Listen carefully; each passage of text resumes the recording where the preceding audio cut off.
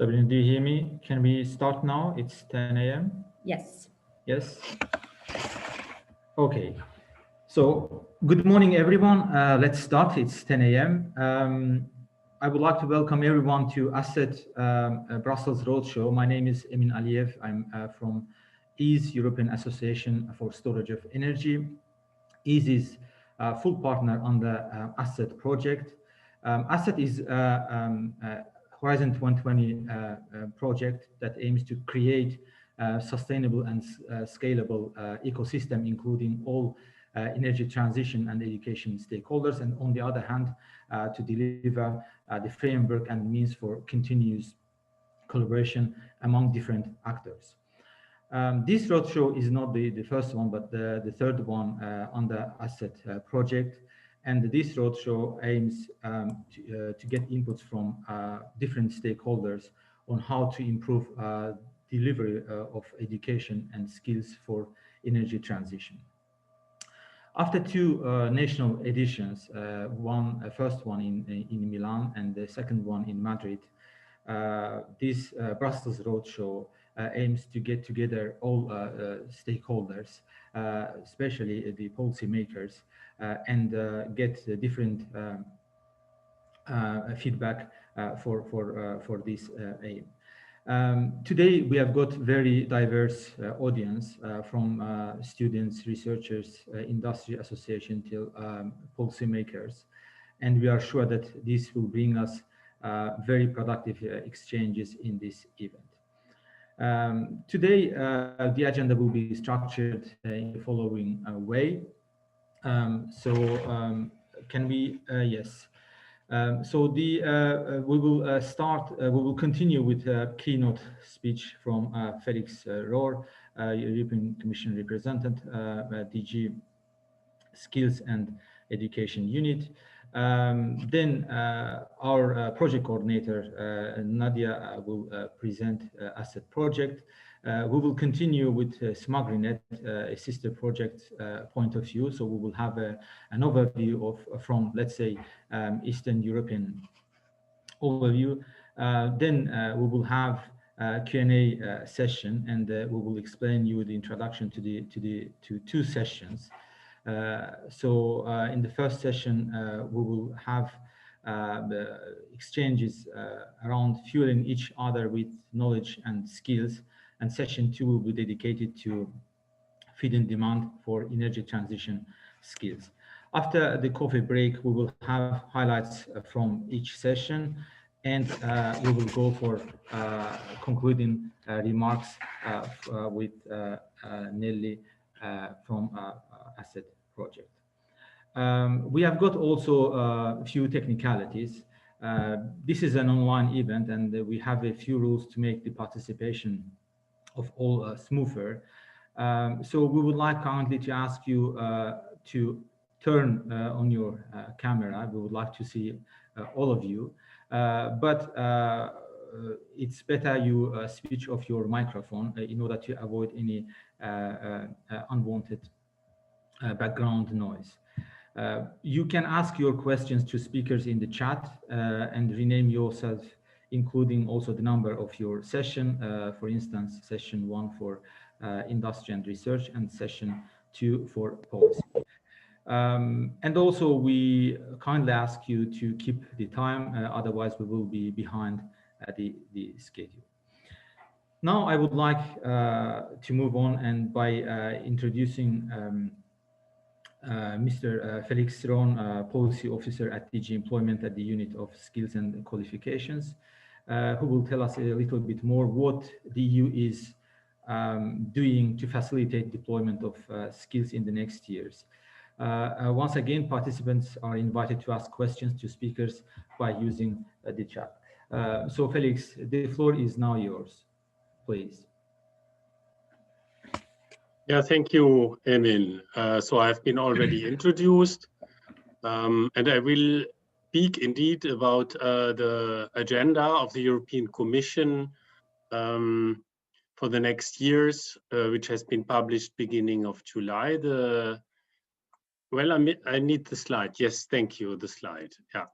So this is the European Skills Agenda for Sustainable Competitiveness and Social Fairness and Resilience.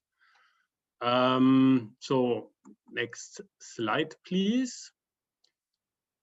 Yeah, why we need a skills agenda? Well, there are many reasons. The mega trends are clearly the digital transition and the green transition. Digital transition means that anyway we are introducing robotics, we are working on artificial intelligence. This will have an impact on all sectors, which is generally speaking, will have an impact on also almost all working places.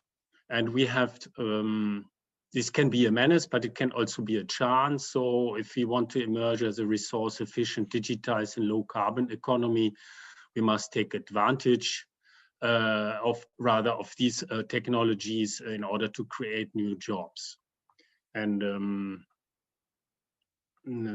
exactly. And now we go to the next slide, please.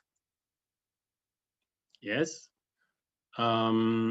So this is the structure of the skills agenda, and it has several building blocks, and in these building blocks you have the different actions.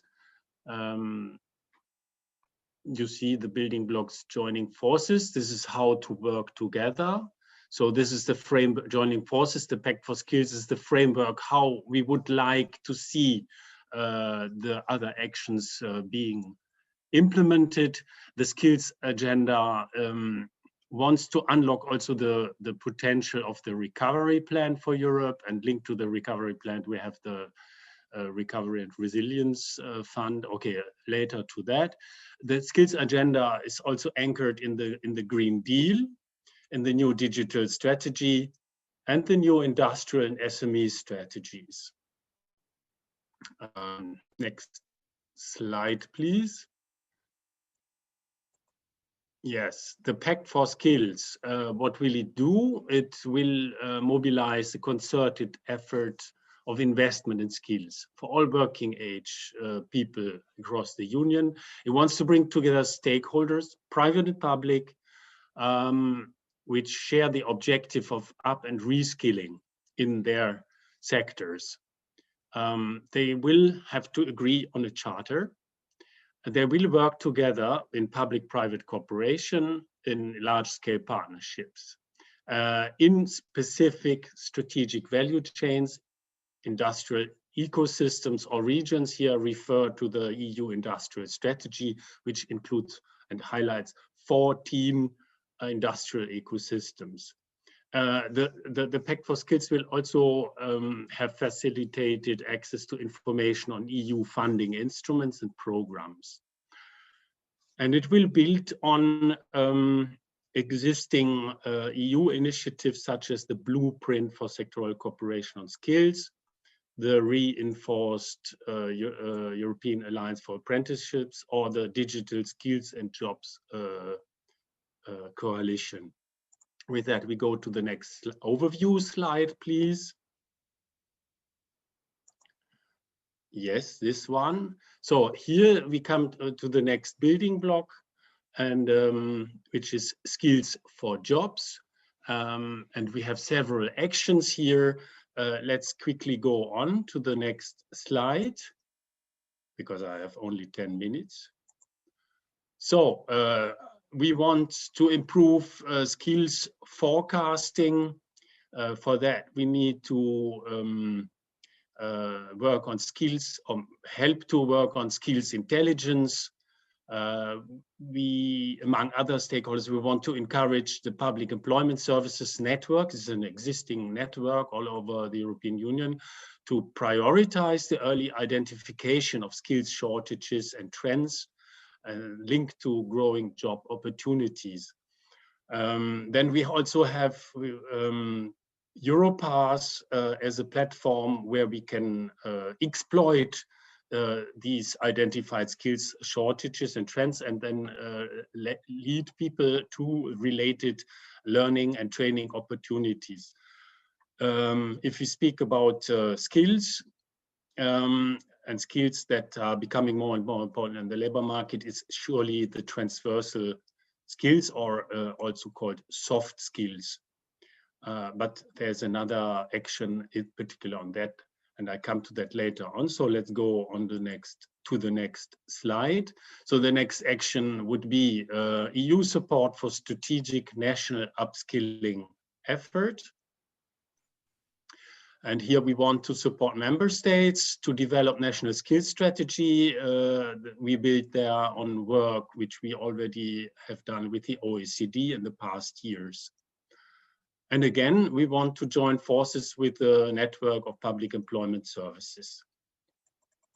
So next slide, please.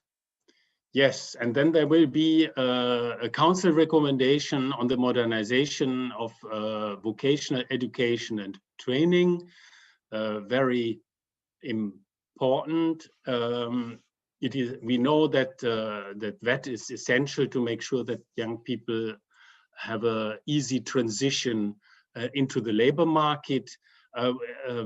Vocational training must also be adapted to the digital and green transition challenges. So there's work to do. Keywords are progression, so from that to higher education, for example, learning mobility, also meaning work placements and learning placements abroad, support to entrepreneurial activities, so working together with hubs and incubators. As a framework for that, we want to establish 50 centers of vocational excellence across the European Union. We want them to be world-class reference points for initial training of young people, but also for professional training, so training of the workforce. And I also point out European vocational core profiles, because in the past this could only be done within an industry, but now member states are getting interested in the idea of European vocational core profiles. We know that European Skills Project already worked on that in the past years, but now also member states get interested in that. Next slide, rolling out the European Universities Initiative. I don't read out what is written there. I see that the time is pressing, so I go to the next slide. Yes, we have also an extra action on skills to support the digital and the green transition, to help the young people, but also the workforce, to adapt learning the skills needed for new tasks which are needed for digital and green transition. Here you have a list of things we want to do, and therefore I suggest to go to the next slide. We want also to work on STEM, so science, also subjects that involve science, technology, mathematics, and some even say even arts, because this is a complementary regarding creativity. Again, the slide shows you some action which we want to do. Then the broader picture, we want also to support people, citizens, to develop skills for life. Also here we have foreseen an action. Under this, there will be a European agenda for adult learning, so much broader, not only professional. Next slide, please. Now we come to the next building block. And here we want to explore the possibility of individual learning accounts. Often there is a lack of time for training, lack of money, lack of awareness that you need training and evolve. And we look into how it can be possible to give individuals training entitlements that are portable from job to job.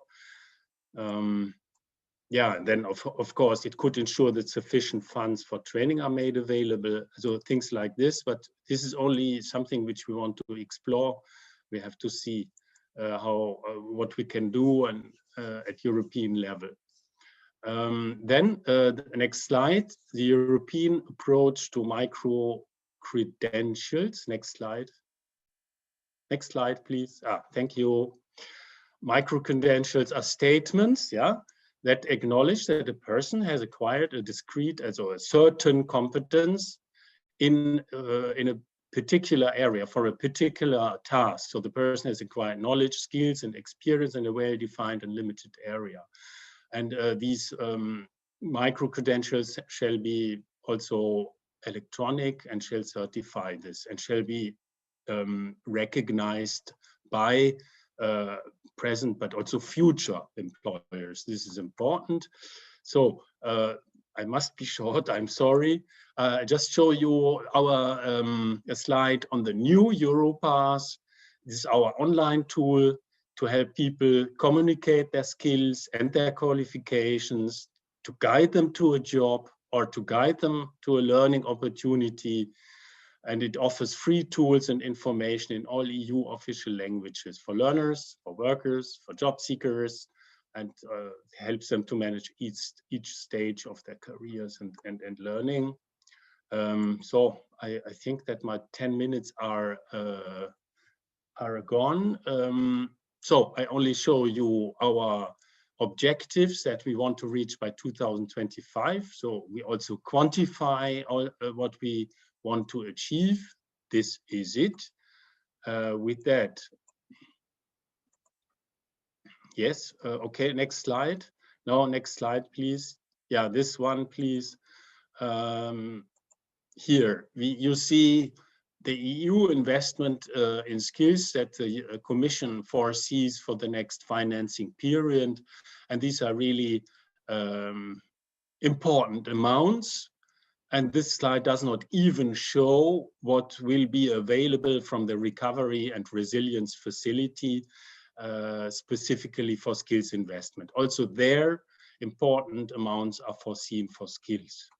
And since also Sabrina told me that you are interested in recognition of skills and qualifications, I brought this slide.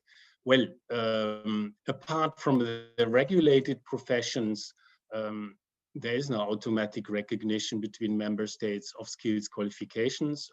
You also might know that the European Union has no competence in education and training. So education and training systems are in national competence. What we can do is to make skills and qualifications more transparent. And on this slide, you see the instruments which we have developed to make skills and qualifications transparent across borders. And this is for workers, this is for policymakers, this is also for employers, and of course education and training institutions that take in learners from abroad. It's also good for career guidance professionals, etc. And then you see the link also to the website, which can explain you more. Next slide, please. And the last one. The last, please. Yeah, this one. Yeah, and here you have the project EDI, Education for Digitalization of Energy. That might be interesting for you if you do not already know the project. It is a sector skills alliances under Erasmus Plus that implements the blueprint for sectoral cooperation on skills.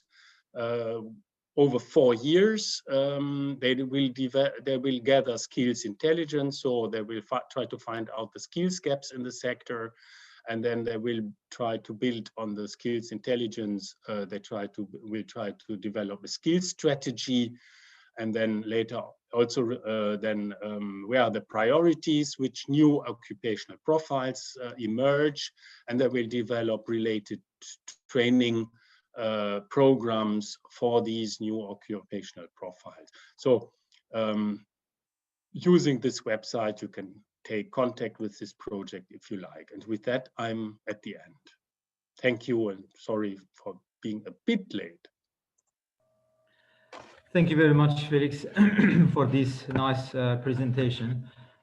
Indeed, it's very interesting to see this European perspective, and also it's really good for ASSET and other similar projects that there is a policy framework behind, and all these actions are being implemented. I've noted here a few points, but I'm sure that our participants did also the same. So these building blocks, together with the pact, national strategies, SME-related strategies, knowledge and information exchange platforms, are really interesting facts, and also the mechanisms and tools that you have mentioned are really good to see that this platform, this framework is already there. And now, once again, I would like to ask our participants to be active, so they can ask the questions in the chat. Our colleague Elina is now collecting those questions. Now I would like to give the floor to our project coordinator, Nadia Politou from Atos. Nadia, I don't think there would be anyone who could present the project better than you. Please take the floor and give us an overview of the project, the outcomes, and what we can expect from project in the future. Yes, please.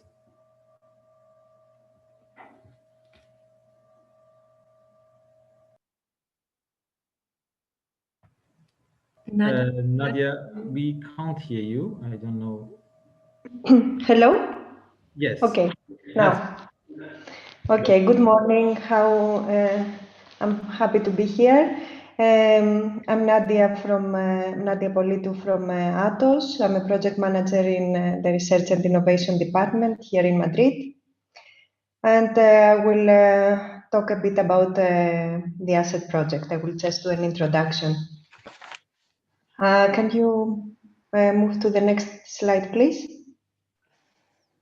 Okay, so ASSET, where does it come from? It comes from a holistic and scalable solution for research, innovation, and education in the energy transition. It's a Horizon 2020 project funded by the European Commission. It started a year and a half ago in May 2019, and we still have 6 months to go. So we have quite a few results already.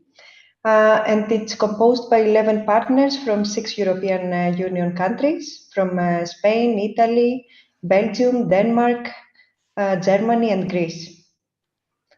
Next slide, please. So what's our motivation behind the ASSET?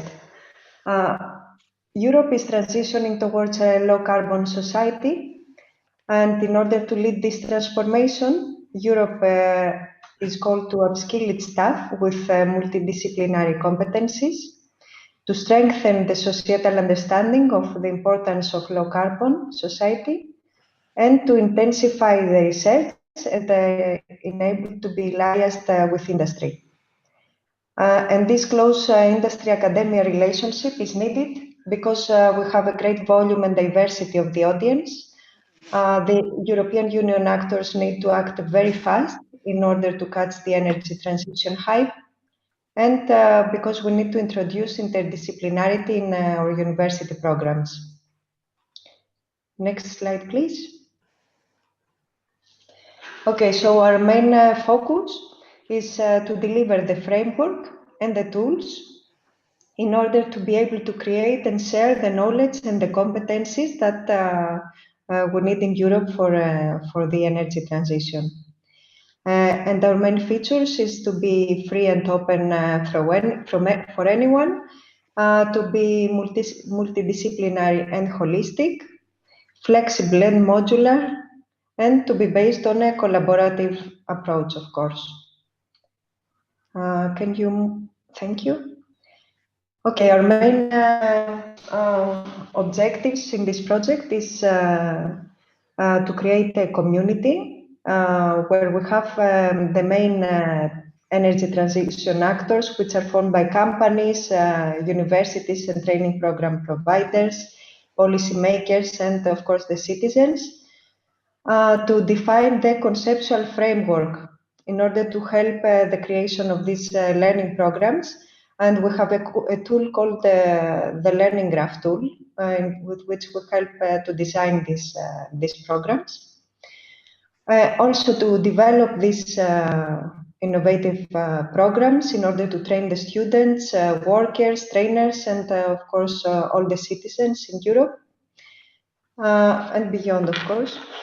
To promote interdisciplinarity in research, innovation, and educational services. To strengthen the collaboration between academia and industry and support the teachers and trainers to be able to do all these actions. Next slide. So our main outcome in this project is the asset community. It's already there, it exists. It's a section on our project website. You can visit us on www.energytransition.academy. I show you here this section on the website. Please join our community. It's very important for us that we have a lot of members. We provide a big list of tools and functionalities. In the next slides, I will go through what we offer per stakeholder group. If you move on, please. Thank you. So for the industry, we provide the functionality to search for educational program and check if you can find a suitable program that suits your needs. If you do, you can of course attend and enroll the course for free. And if not, we have the option for you to place an inquiry for the program you are looking for. And our training program providers are able to see these inquiries and hopefully design a suitable program for the industry. So for the training providers, we provide the possibility to advertise the educational programs that you offer, to inspect all the inquiries that are done by industry for the educational program, to be able to stay in touch in this way with the industry and sense the needs and the real-life problems. Also through our learning graph tool and conceptual framework that we offer, you can find the learning materials that we created during the project based on different metadata such as EQF, learning models, scientific fields, learning outcomes, etc. To find learning structures through the tool and find learning materials from other principles. And if you need to use these materials in your educational programs, to be able to contact with the professors in order to create these interdisciplinary courses. And of course, for the citizens, we offer a big list of MOOC, of massive open online courses. We already had the first round of MOOCs. Now we are in our second round of MOOCs. We have actually 16 MOOCs. Sí, right. Bien, bien hecho, estupendamente. Ya he visto que me habéis enviado eso en el muro y que también me ha mandado un... I think someone needs to be muted. We have 16 MOOCs starting on the 1st of November, just in a few days. So it's a big opportunity for anyone interested in the subjects to check them out and enroll. And we have a forum, a discussion forum where there are ongoing discussions, and of course it's a great opportunity to share your thoughts. And finally, this is a complete list of our asset programs, both MOOCs and university programs. I'm not going through in the whole list, but it's from the smart and flexible energy systems area, energy storage, renewable energy, and social sciences and humanities, and other cross-cutting themes. So please visit us on our website, check them out, and please follow us also on our social media and join our community. Thank you. Thank you very much, Nadia, for these insightful points from ASSET. I've been asked a few questions about ASSET project from participants, but I know that it's now clear what ASSET is doing. And also, of course, once again, participants are free to ask questions in the chat box. Now I would like to give the floor to Smagrinet project coordinator, Karl Kull from Tallinn Technical University.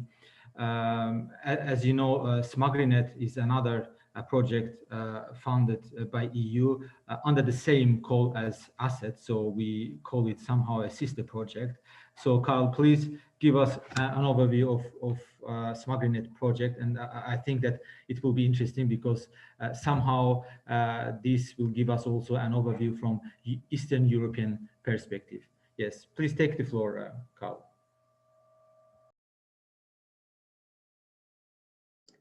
Hello and good morning. My name is Karl Kull and I'm from Smagrinet. To give an overview, a lot of the slides and the contents or the similarities have been already presented by Nadia before. As it was said, the European Commission foresaw that it's such a subject that we need 2 projects for this. So what we would like to start from is to start from the beginning. So if we could have the next slide, please.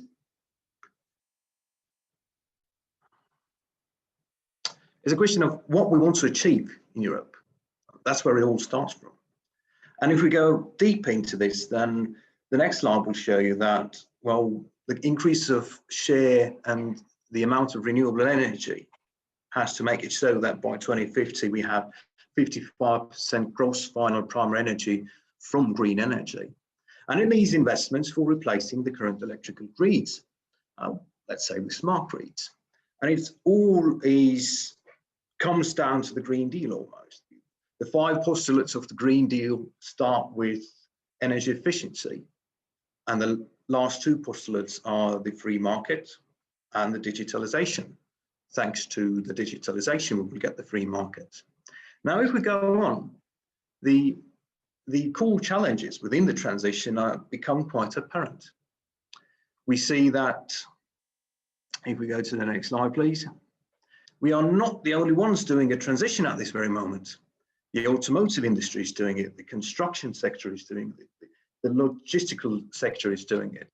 All of the European industries are going through a transition, which means that the demand for engineers and understanding parties is growing rapidly all over Europe. The demand has to be met. Well, if we look at some of our experience, which we've already had before even we've started Smagrinet and during the Smagrinet, if we look at people participating in these webinars, these conferences, there is a lot of participation if we have policy and economy webinars or sessions. There are lots of participants. Then if we have these novel sessions with AI, ITC, hydrogen, it's still fairly popular. But if we go into the nitty-gritty of actual grid technical solutions, of reactive power and frequency and so on and so forth, well, the popularity falls a bit. And we started asking the stakeholders, why is it so? What don't you want to listen to that? And the first reaction is, of course, they are afraid that they might not understand. Well, of course, it might come from an engineer's perspective, but if you look at policy making and the complexities, then an engineer doesn't understand that. Whereas the general public might not understand how an inverter or a smart meter actually works, or how the programming behind it works. So if we go on, then we see that the question rises what to do. If we have engineers, we have policymakers, we have the general public, we have the students, the new workforce for the future. then it becomes apparent that we have to make the knowledge of smart grids basically common knowledge. In a transition, and in former transitions that we've had in history, let's say from horse to cars, from petrol lamps to electricity, basically, and lamps. During these transitions, people knew how to mend and do and plan the same things that, let's say, specialists now are doing. We don't know how to, generally, we don't know how to work on our cars anymore. That's why we bring them to the specialists. But if we talk about the car owner of the 1950s, 40s, 20s, they knew a thing about cylinders and rod bearings and so on and such. So it's important that for engineers, we provide the information that they understand the bigger picture of EU policies. EU policies are great. It's a question of how local governments, and as if I may take from Mr. Rohn's presentation, it is the competence of the nation to provide information. But if it's not able to do that, it's really hard. If they can't communicate the EU policies to the stakeholders within their nation, it becomes rather hard to do the transition. And policymakers on a local level have to understand that changes are not cheap always, that they have to choose the right solutions for each nation or country to get to where the EU wants to get. And general public has to understand that the perpetual motion does not exist. Technical solutions have their cons and pros. So we have to provide the general public with real expectations, which are actually very good. So that is the way of transitioning. That's what we set Smagrinet onto. Now, what we want to do. Well, we have to build up competent public authorities. That's one of our core ideas in our Smagrinet Competence Hub. Informing the civil society of available solutions. When hydrogen information comes up, we provide them with information, what's possible today and what's not, what's possible in 10 years or 5 years, what to expect. When new tech arrives, let's say within the smart grid field, we have to provide service providers the re-education that they need, so they are not afraid to uptake the solutions for and in the energy transition. And through that, we might have very good, adequate policy and support schemes on a national level. Now, what we are able to do about that, that is one of the questions. So, Smagrinet itself. It was said that we're an Eastern European project, but to be honest, we have 9 partners from Portugal to Estonia. We have France and Germany as well. So we have Central Europe and Southern Europe also in our project. If the next slide would show that, please. So we are, as it was said, we are funded in the same project under Horizon, under the same program under Horizon 2020. We do a lot of the same things. Similar, not always same, but similar. And if we go forward, we might show that we have created knowledge and information A to Z packages. We have themes. We have packaged 3 themes of information, knowledge on these subjects like the smart grid engineering, ICT and cybersecurity with AI, and policies and economy and social sciences and humanities. And we provide and we disseminate and we provide information in 2 forms. We have similar short-term programs, online courses for the public, for the working force, for whoever wants to educate themselves on the smart grid information. We have 3 tiers of depth for these packages. One is for the general public, for easy understanding. Working engineers get a bit of depth, and in the academia with academic modules at universities, we teach in 4 universities at this very moment, these different modules. We provide them with really in-depth information and case-based studies.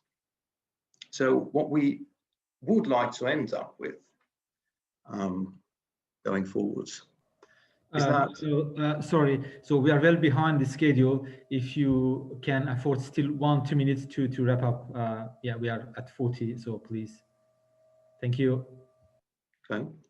Well, the industry already said that they would like it, and they do like it. because the online courses which we have provide them vital information and re-education during the COVID situation.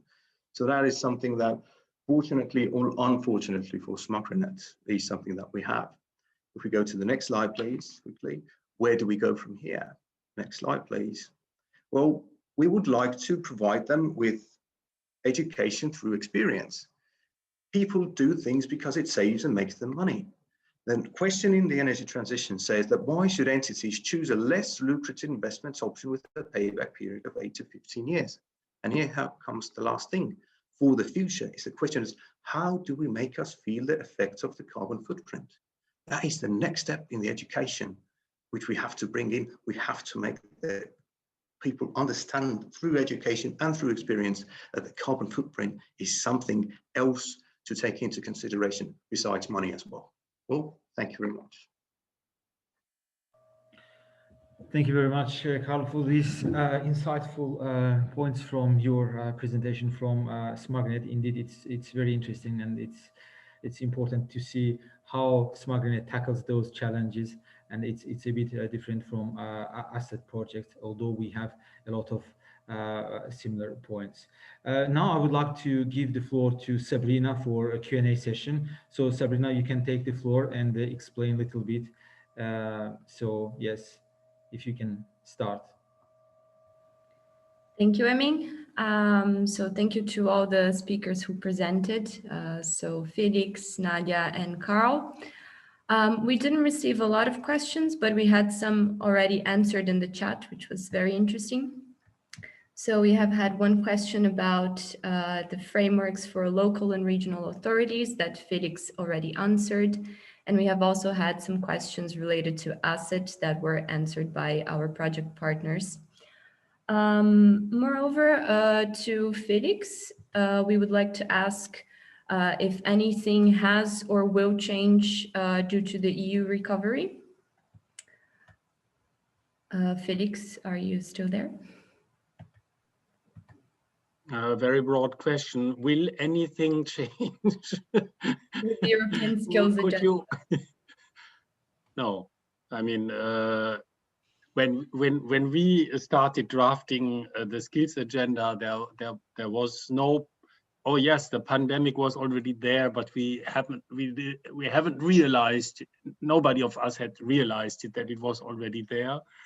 So in the middle of drafting of the European skills agenda, we had in fact to change, because we were all in lockdown, and then we had to take the pandemic and the diverse instruments into account.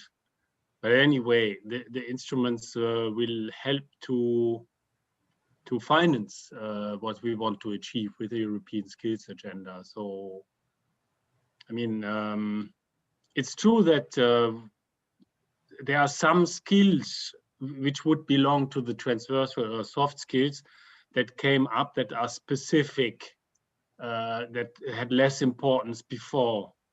Now we have to possibly train people in working alone, so to being resilient, to work more autonomously than before. Also, more. It started already. So the pandemic has boosted, in fact, trends that have been there before. So digital skills had made a jump forward, of course, because we were forced to. Huh? Human beings are lazy. Yeah? So, but if the pressure is strong enough, suddenly you adapt. So I think there was a huge progress regarding digital skills, but it's clear that there must be more in the future, not only due to the pandemic. So we are not going. No, the skills agenda has been already adapted to the changes and to the new plans, recovery and resilience. That's good, thank you. We also have another question related to the regions. Maybe it is answered by your links, the links you sent in the chat. So there is a question from Nedi, who's our project partner. She said she's asking for regions if they should be treated in a uniform way across Europe or if we should somehow classify them. So if they should receive a... If I may give a little bit more explanation of the question. Okay, we're here lots of academic partners and training partners and other entities, and we intend to help EU achieve the goal to upskill the authorities and the regions and create better profiles with respect to energy transition. But it is regions in the south are not have different requirements from regions in the south, in the north. Should we discriminate? Should we try to align them? How should we approach this issue? I don't see that there are so much differences between regions in the north and regions in the south regarding the necessities for upskilling and reskilling. I mean, there are successful regions in the south as well, and regarding the instruments or methodology to ensure that education and training are responding to regional labor market needs. I think these regions have the same instruments at hand as in the north. It's a matter of regional policy. And it's also a matter, of course, of regional competence. I mean, there are member states who have very centralized education and training systems where it's difficult for education and training institutions to change the contents of the programs. But in other countries, and this is not necessarily a north-south thing, in other countries, education systems are decentralized where education and training institutions can change the program and have autonomy. And for example, in Italy, it's the regions that have the competence for vocational education and training. So the regions are much closer to the people, of course. And I have put on the chat these links. We at European Union, we have recommended to region to do smart specialization, to develop strategies in sectors where the region is strong, is best. Competitive advantage, so to say, and we support this through the European Regional Development Fund. Again, this is open to any region in the Union. And then there are the EU cluster partnerships. Again, these are regions that have already specialized in certain sectors, and that have then decided now we want to look across the border and link up with other regions working in the same sector.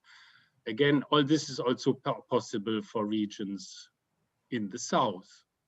And these, of course, these corporations have, of course, a skills component as well, which can be supported through the European Social Fund. But in the case of European cooperation in skills development, of course, Erasmus Plus, for example, but there are even skills development projects as this one under Horizon. Yeah, I mean, as I showed a slide with the sources, and not to forget there are also national sources, of course, and the centers, the 50 vocational centers of excellence, they will be established, and they will be established through calls for proposals, extra for this, under Erasmus+. So you have to look at the annual call for proposals of Erasmus+. Yeah, that is very interesting, because probably in this meeting we are all used to Horizon projects. So it's nice to delve into a different type of European funding. Thank you, Felix. Thank you, Nelly. We have one last minute question for Karl. So question also from a project partner. Is your project addressing issues dealing with energy conservation and behavior change? I suppose, yes. Karl, I give you the word. Thank you very much. We do. We look at how much efficiency has changed throughout the course of history. And we look at demand side response as well. There are different types of demand side response. Static movements like taking up more efficient light bulbs, taking up better and more efficient washing machines is actually one form of demand side response actually.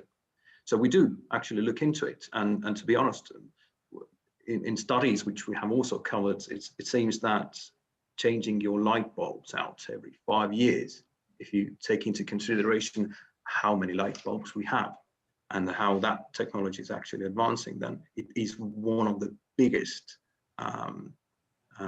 reducers of energy consumption in the grid for the home consumer. Thank you, Karl. Thank you to all the speakers who joined us. It was very, very nice to have this introduction to our roadshow. So thank you for your time. Thank you for answering the questions. And now, Lina, if you could go to the next slide, please. I'll explain a little bit what will happen now. So we are getting into the more collaborative discussion part of the roadshow. So we have 2 breakout sessions. Some of you have expressed a preference while you were registering. Some of you have not. So we have assigned you to a group. So you will join these 2 parallel breakout rooms in which on session 1, you will be discussing the synergies between industry and research. And on session 2, you will be discussing policy developments that can help boost energy transition skills. So I will divide you into breakout rooms right now. You will receive a pop-up asking if you wish to join the breakout room. And we ask you to go to yes, so that you can join the breakout room. Before I do that, on behalf of the Asset Consortium, I thank all the speakers again very, very much for joining us. And I think we can start. Sabrina, just a few comments. So these parallel sessions will last until 11:40, and then we will have 10 minutes coffee break before we highlight the main ideas from each session. Exactly. Thank you, Emi. So thank you, everyone. And let's move on now to the second part of this roadshow, in which we want to hear from you.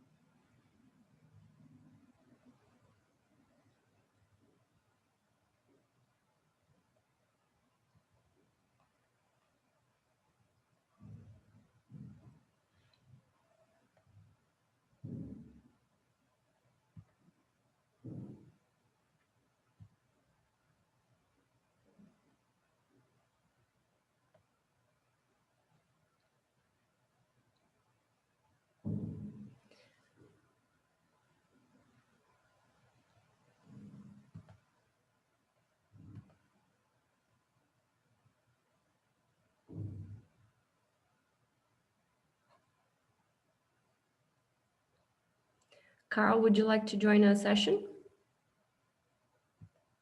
Sure. Do you prefer industry and research or policy? Don't have a preference, to be honest. Okay, so I'm going to send you to policy, okay? Sure, thank you.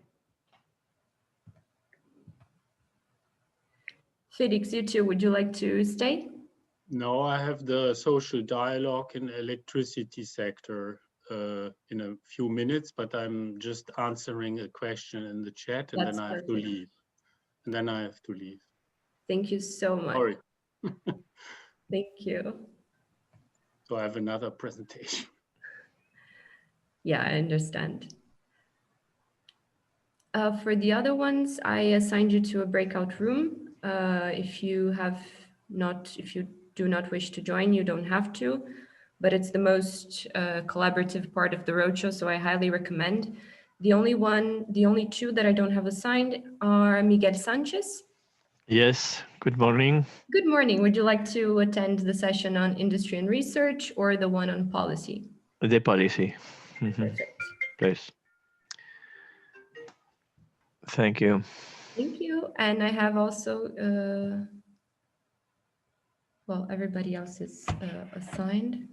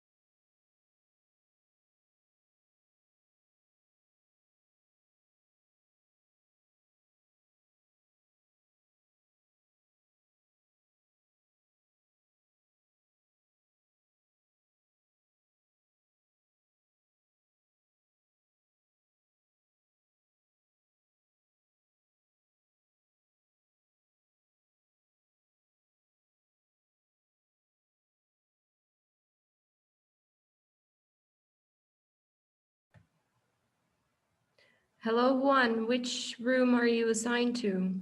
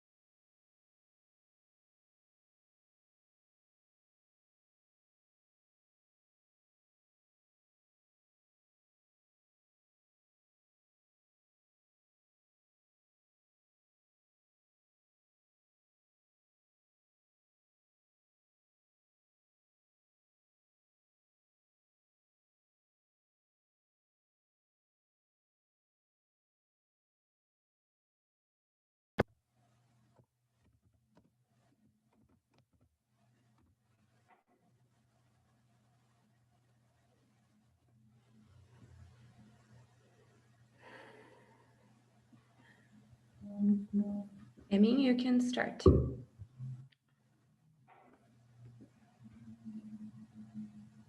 Sabrina, since why we don't have everyone, so I see that people are coming back slowly, so we decided just to start at noon.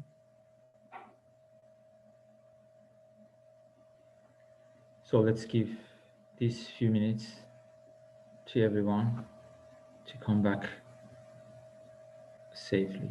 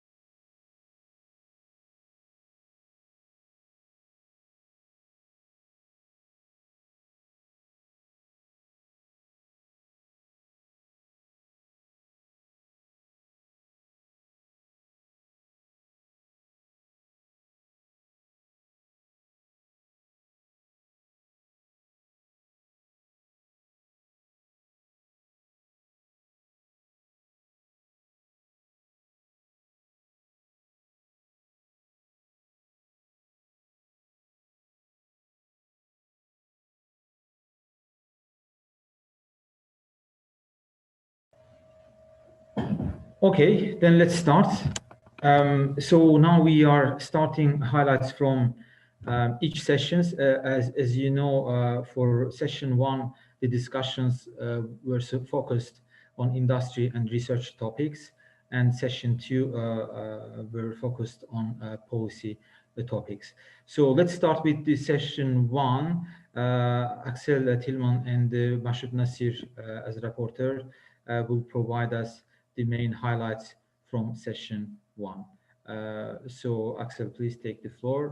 Yeah, thank you very much. So in session one, we had a focus on the questions, what are the synergies for industry and academia for the energy transition. And we had three kind of questions. We worked with a whiteboard. Mashoud will summarize the results in the next minutes. And our first question was addressing asking for experiences, what worked fine for industry and for academia from the two perspectives, and what has to be improved. And then we stepped more and more into what could be more concrete measures to address these experiences, what can be done on member state level.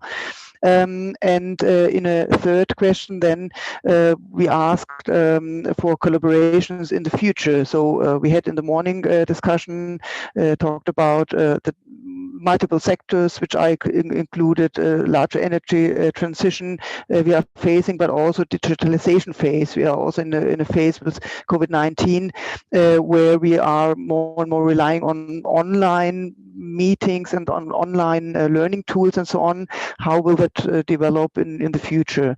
So these three kind of questions were addressed, and I think Mashoud now will share some screens or points we discussed, and will comment on that. Thank you. So thank you very much, Axel. As Axel discussed, the participants gave us about their views. They tell us based upon their experiences and based upon what they think that works as a synergy between industry and academia and what does not work well. So we have summarized some key points from the discussion that one of the main things that can work is dual education and work studies. For instance, in one of the member states, they said that there is a program which lets participants to join both higher education as well as industry or work all together. So this gives a synergy between industry and academia, and it works in a positive manner to excel the collaboration between industry and research.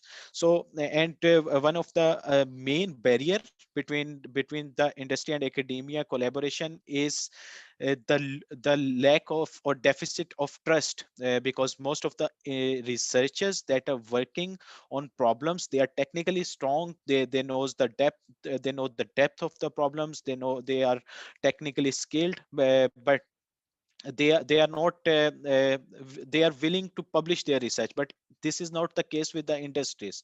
They want to keep more confidential, and so this is a kind of trust deficit between research organization and industry, and this is somehow to be solved by defining proper IP mechanisms, IP sharing mechanisms, so that both industries and universities, they can get advantage of it, they can get their due advantages. Also, this was discussed that since we are going towards specialized topics, so special conferences which are more limited to the narrow down topics which are the requirements of the industries, they can be arranged between industrial and academic partners to enhance this collaboration between industry and academia. One thing that came into picture was that common research and development projects, they can be very useful, and they lead to something sustainable solution for this long term industry and academia collaboration. The main problem exist with the small and medium enterprises. For the large industries or for the large organization, they have their dedicated research and development teams, they have their dedicated research and development centers which train their employees in general. So the problem comes with the small and medium industry enterprises. So there must be some policy, there must be some regulation, there must be a mechanism for their collaboration with the research organization and universities. So then we discussed that what can be done to achieve all these deficiencies, and how we can come up to bridge the link between industry and academia. What can be those mechanisms, what can be those policies? So at the member state level, since we saw in the morning's presentation that at EU level things are pretty streamlined, but how they are being translated in the at the member state level, this is something that needs to be worked upon. And some participants, they shared that there can be a mechanism that using tax deduction from the industries, and that tax deduction money that can be invested in the research. So this can be a possibility for the relationship between industry and academia to start new projects, to start new research using those fundings and those research. So at the state member level, this is one of the possibility. One other thing that was discussed, and the possibility is that all industries, they have some sort of social responsibility, corporate and social responsibility funds. So maybe those funds, they can also be invested into the research and and to fund the new projects with industry and academia. So this can also somehow bridge the link, that funding. Other than that, what can be done is at the member state levels, there must be some mechanism that how these this industry and academia collaboration is going to be sustainable. So participants suggested that it's in order to make it sustainable for the long run, there must be synergies and the willingness of the individuals to contribute it for the long terms. If individuals are not willing to contribute it for the long term, so this is not going to sustain for large. For instance, if there is a project, the project remains, funding remains for 2 years, 3 years, but if those results from the projects, they are not translated for the long term, so this can be a problem. So there must be some policy regulations at the member state levels to make sure that these engagements are long term and they are going to they're going to be fruitful in the long run. Also, Mashid, you're muted. okay, I'm muted. So now you can listen me. You can hear me.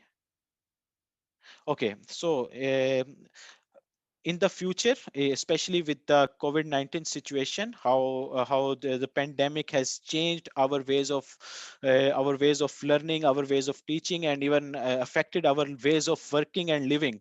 So this is something that needs to be seen and incorporated in our teaching and learning as well, so that we can also use the technology for enhanced learning and enhanced teaching with the and collaboration with the industry and academia. So this is also something which is the need of the hour.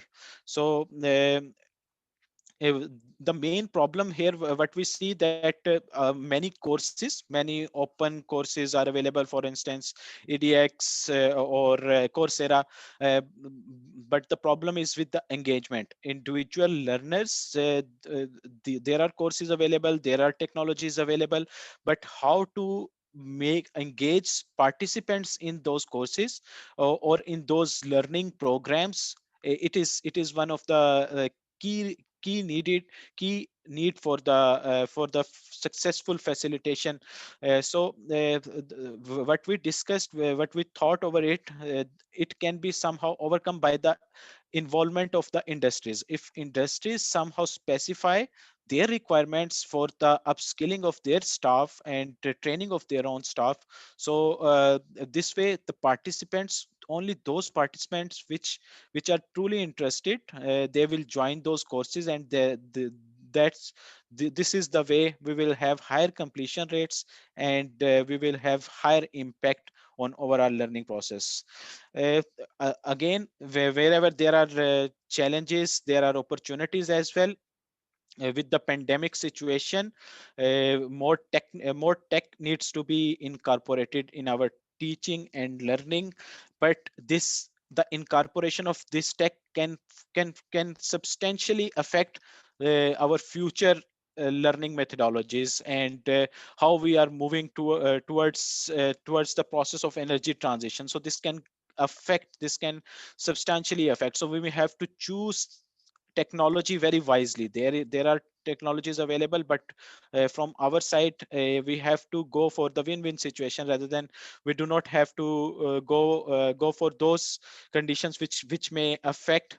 For instance, here what was discussed with the online mediums, we are going towards, from the technical point of view, we are going towards more simulations, more soft skill, but at the same time we need technical skills to be developed, which requires physical presence, physical training, and physical development. So blended mode is found to be the most effective method in the future, where along with the online and the digital learning, we also have physical presence and physical learning, and this blended mode can be a way towards enhanced learning in the future. So yeah, so this is all what we discussed in our session. If any one of you needs to discuss any aspect related to this, you are welcome. Okay, before going to the session 2, I would like to know if there would be any question about session 1, maybe from participants of session 2.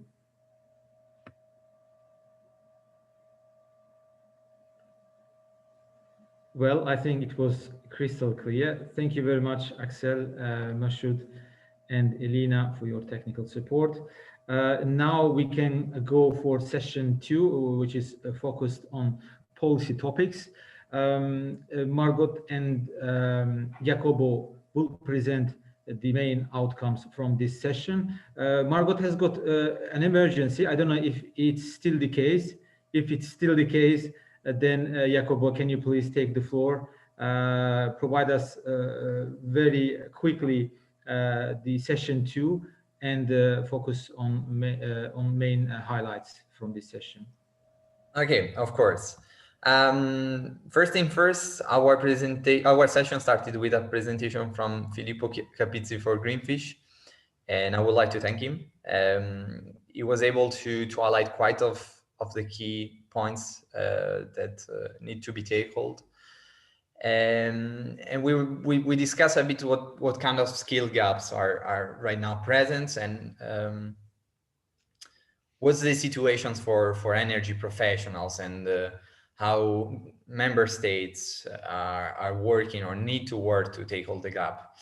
But of course, a significant part of the work can be done and is being done at the European level. So we discussed about the importance of resilience, of investing in new technology, and maybe one of the key points that that came up was about gender equality, because it's clear that there is an underrepresentation in the energy sector workforce, and so it's something that can be worked at different level, at the local, at the national, the European. But indeed, if we want to have an inclusive and an efficient, a fast energy transition, we need to have everyone on board. We of course heard quite a few different opinions about what's the situation for industry actors. You know, we heard that indeed it's tough because sometimes it's not easy to find profiles with the correct competencies, and the industry is changing. The industry is changing not only from a question of energy transition, but also in the sense we're in need of new skills. We need more digital competencies, and industry actors tend to maybe be accustomed to more traditional type of trainings, and in this sense, it was interesting, the discussion between whether the member state should facilitate or maybe not. It's more a work of between the academia and the training providers with the industry in the mix. Of course, we then try to look also at some interesting data. At the moment, we have, as Europe, 45% of all the international students worldwide. We attract 45% of all the international students. But then the visa systems in many countries, with the exception of Netherlands, for example, does not necessarily promote retaining the talent in the EU. And the secondary education system, so not only the higher education, but also the secondary education system, tends to vary dramatically from country to country in terms of how to approach pushing the students into the workforce, how to make the market requirements meet with the skills that need to be taught. And so we have positive examples like Lithuania, which is able to have secondary and lower level teachers participating in professional development activities, but also cases like Italy, where the teaching system is really not connected to the local industry.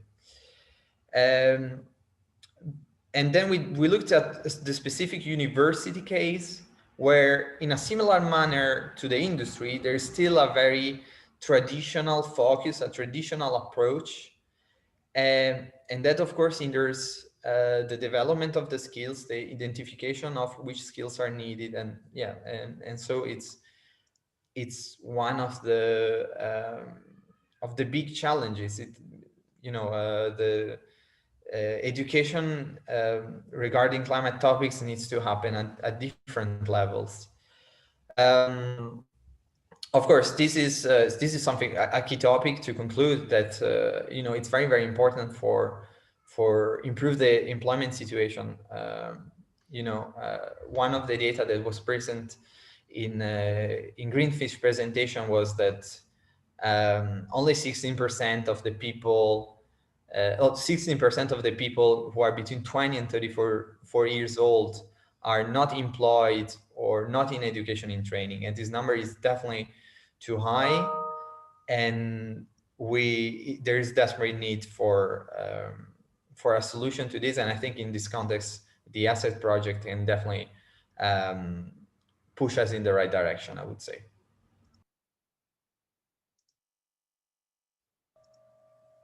Jacobo, that's all? Yes? Yeah, I would say that's all from our side, yes. Yeah, okay, great. Thank you very much. I would like to know if there would be any comment from Filippo. Yes, no, I second what Jacobo resumed from the session, and to tell the people that attended session 1 that basically what we focus on, or what I mostly focus on, was the interconnection, the close interconnection that there is between education, its quality, and the employment, because we were tackling the skills gap in the energy sector, and the energy sector is a sector that may go either or really slow or really fast, depending on the subsector, depending on the technology. So if you want to tackle a certain aspect of the gap in the energy sector, you have to understand why there is a gap. What kind of gap is it? We discussed if it was mostly or a technical or a personal skills gap that is present at in the energy sector.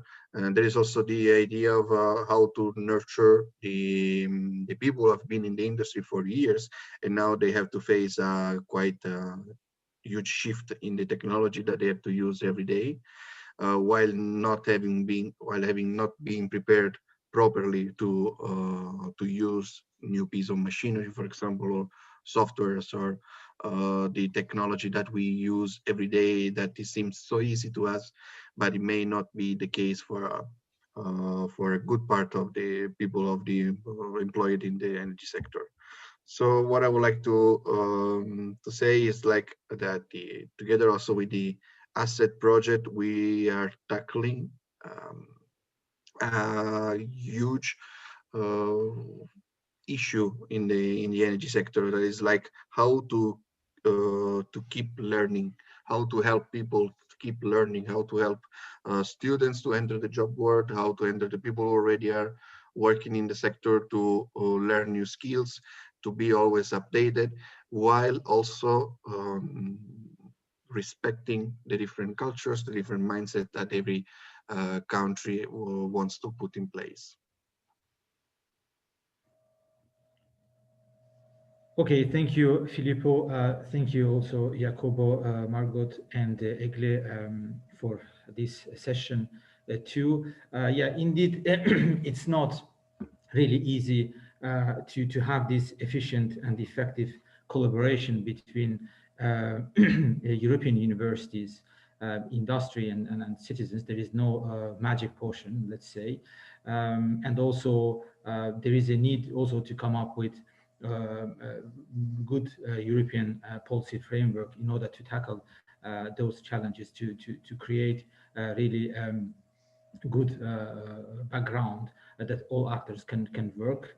And in that sense, asset project also is trying to tackle those challenges through the project products that we have seen in Nadia's presentation as well.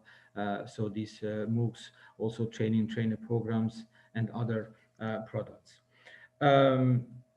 Now, after these two sessions, I would like to give floor to Nadia, but before that, I would like to thank you all for your participation and time. It was really nice to have to get your feedback, to have you in this project event. And of course, as is organizer of this event, we are really happy to be part of this project, and we are trying to contribute to the project with all our members, especially industry ones.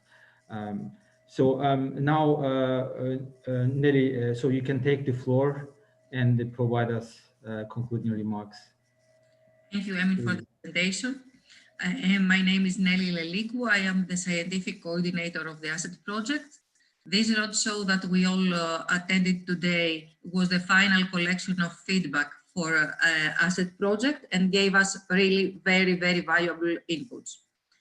The very first presentation that Felix gave provided us with a global view and the EU agenda with respect to skills, knowledge, and competencies. And if I am asked to keep in mind few words to take them away, I would keep the micro-credentials, the importance of the transversal skills, the establishment of the qualification frameworks, the European universities, and the need for vocational training. From session one, we heard that academia and industry are doing common research. There is the scheme of dual education and work, which seems to work fine, but we need definitely to focus on IPR issues. We need to support SMEs in their liaison with academia, and in this attempt, member states need to give motives for strengthening this liaison. They need to establish top-level policies so as to strengthen the links between academia and industry. The pandemic helped us embrace technologies in learning and in communication, but we need to strengthen, to also use them to strengthen the collaboration with the industry. And also we have to come up with new ideas to ensure the engagement, because MOOCs cannot replace in total the face-to-face courses and the meetings that ensure the collaboration between industry and academia. From the second session, we heard that a significant part of the work of identifying the skill gaps is now done at EU level. Of course, females are less represented in the workforce in energy transition, and industrial people do not find it, do not easily find appropriate candidates. This goes in parallel with the changing needs of the industry. So detecting the needs of the industry and preparing students and also current employees to meet these needs is of very high importance these days. I kept a figure, 45% of international students are in Europe. We have to find out how we can keep the talents here, and we also have to work harder on getting secondary system education more connected to the market. Finally, the engagement of all stakeholders in the energy transition affair is very, very important. And this is why we are all here today, and is the focal point of ASSET. As you can see in the slides, can I have the second slide, please? Yes. You can also see this figure in our website. It is we are trying to establish a large community, and we're trying to provide specific motives for all actors to engage in this affair. We need information from you in order to deliver back services and value. Your participation in this workshop today was very, very important. It is very important for all of us to have an understanding of different perspectives, and we will use the outcomes of this roadshow not only for our project reports, but more importantly, to drive the sustainability plans and our next steps. And I hope that this will also be the case for the attendance from the industry. I hope that they see that academia has now realized that it has to collaborate very closely with the industry, and we have to work together. So, on behalf of the Asset Consortium, I would like to thank all the speakers, the moderators, the rapporteurs, the presenters, and last but not least, the participants for joining and contributing to this roadshow. Please don't forget to follow the work of Asset Project and of course of Smagrinet, of the sister project, and our social media. We will have a final event in 2021, and we would like to see you also there. Have a nice day and stay safe.